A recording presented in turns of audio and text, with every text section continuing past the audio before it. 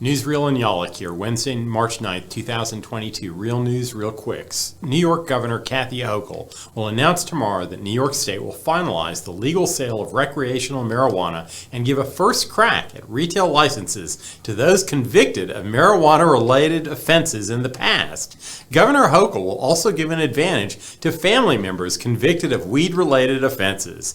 The United States Department of Housing and Urban Development has found during a lengthy investigation that Texas Land Commissioner George P. Bush engaged in racial discrimination against Hispanics and Blacks in his distribution of $2.1 billion for the Hurricane Harvey state mitigation competition. HUD found that Bush's design and operation of the competition distributed certain Hurricane Harvey funds and discriminated on the basis of race and national origin through the scoring criteria that he substantially disadvantaged Blacks and Hispanic residents.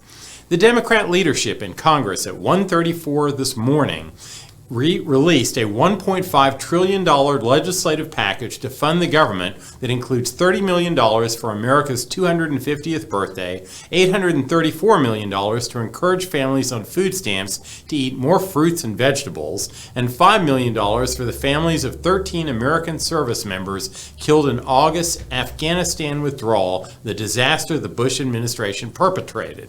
The 2,741-page bill details funding for the three branches of the federal government and its numerous agencies, breaking down where the funding is supposed to go. The U.S. House is supposed to vote on it today.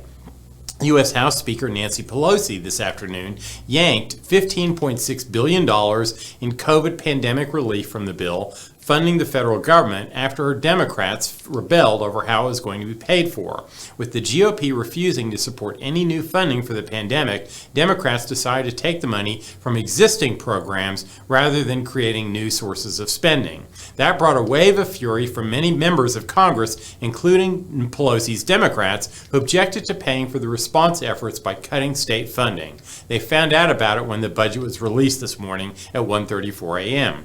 Former Trump advisor Stephen Miller on Wednesday sued to block a subpoena for his phone records from the House January 6 committee, arguing the panel's request was so broad that it included family members' phone numbers as well as his own, including his elderly parents. Senator Lindsey Graham of South Carolina, an influential Republican on the Senate Judiciary Committee, saying that he's going to vote no on President Biden's nomination of Judge Ketanji Jackson Brown to the Supreme Court. And that's the way the world is. See you tomorrow night.